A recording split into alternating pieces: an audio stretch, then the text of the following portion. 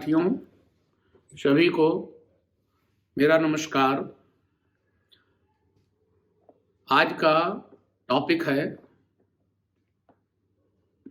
जीवन में राहु का क्या प्रभाव पड़ता है। क्योंकि राहु ग्रह ऐसा है कि जन्म कुंडली में जहां भी बैठता है उससे संबंधित परेशानियों को बढ़ाता है।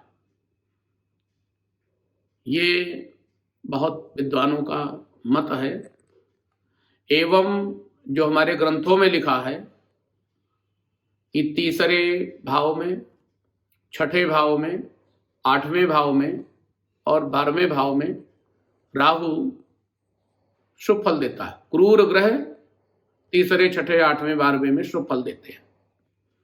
परंतु मेरा अनुभव और मेरा मानना और मेरा मत ये नहीं कहता है। मैंने देखा है कि तीसरे घर का राहु और 10वें घर का राहु जब उसकी महादशा आती है तो व्यक्ति को बहुत नीचे से ऊंचाइयों तक ले जाता है। आप ये कह सकते हैं फर्श से अर्श तक ले जाता है। परंतु वही राहु की महादशा यदि छठे घर में राहु बैठा है उसकी आ जाए तो रोग, शत्रु, कैरियर सभी कुछ प्रभावित हो जाता है। अष्टम में राहु आ जाए तो हेल्थ प्रभावित हो जाती है। 12th में राहु आ जाए तो पैसे का अपव्यय बहुत कराता है। चौथे में राहु आ जाए, चौथे घर का राहु बैठा हुआ हो, उसकी महादशा आ जाए तो सुख समृद्धि को चिंताजनक बना देता है। पंचम भाव में राहु आ जाए तो संतान उत्पत्ति में और शिक्षा में बहुत परेशानियां देता है। अपितु 10वें घर में और तीसरे घर में राहु बैठा हो और उसकी महादशा आ जाए तो राजयोग कारक बन जाता है। वो जीवन में बहुत शुभ अवसर देता है, उन्नति प्रदान करने के बहुत शुभ अवसर प्रदान करता है और इवन उन्नति कराता भी है।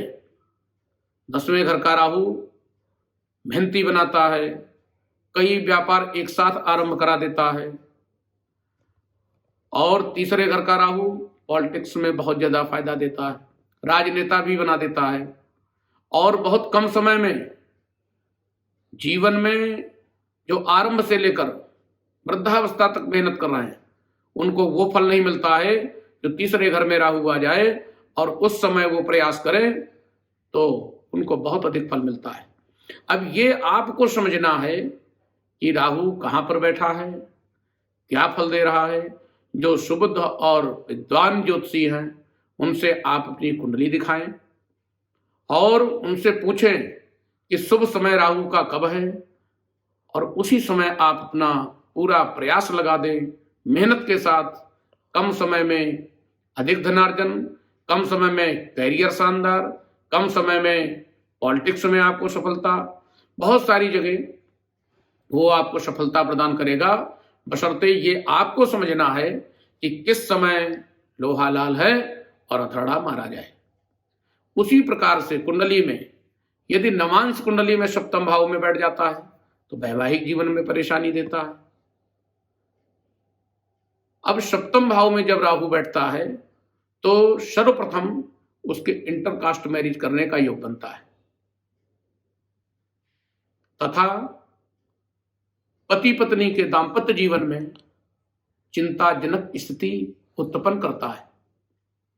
विचार दोनों के नहीं मिलते हैं। इस प्रकार की बहुत सारी समस्याएं दाम्पत्य जीवन में देता है यदि राहु 7वें घर बैठ जाए तो हमें ये विवाह के समय भी विचार करना चाहिए कि राहु की स्थिति क्या है, बृहस्पति की स्थिति क्या है। नीच का बृहस्पति 7वें घर में तो नहीं बैठा है, क्योंकि राहु और बृहस्पति जब एक साथ बैठ जाते हैं तो गुरु चंडाल दोष का निर्माण हो जाता है, वहां भी राहु परेशान करता है। राहु सूर्य एक साथ बैठ जाए तो ग्रहण दोष बन जाता है। इसलिए राहु से हमें सावधान रहना चाहिए, परंतु डरना नहीं चाहिए। यदि आप उचित समय पे राहु के लिए प्रयास करते हैं तो सब कुछ अच्छा होगा। और उसके लिए समय से पूर्व, राहु की महादशा आरंभ होने से पूर्व आप कुंडली को दिखा करके उसकी ग्रह शांति इत्यादि कराएं, जिससे राहु आपको नुकसान ना दे सके, राहु आपके जीवन में बाधाएं उत्पन्न ना कर सके। और राहु के लिए सबसे उत्तम और छोटा उपाय है कि आप राहु के लिए एक रांगा का टुकड़ा अपने पॉकेट में रखें, वॉलेट में रखें, या रांगे की गोली चांदी की चेन में पहन लें, या रांगे की गोली सफेद धागे में या नीले धागे में पहन लें। उससे राहु का नेगेटिव प्रभाव आपके जीवन में बहुत कम हो जाएगा। राहु के लिए छोटा उपाय, ओम रांग राहुवे नमः का मंत्र जप कर सकते हैं।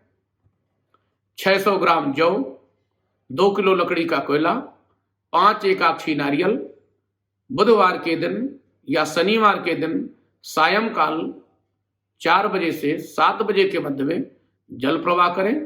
अपने सिर से 7 बार या 18 बार एंटी क्लॉकवाइज उतार के, उससे भी राहु की बहुत शांति होती है, अनुकूल प्रभाव देगा।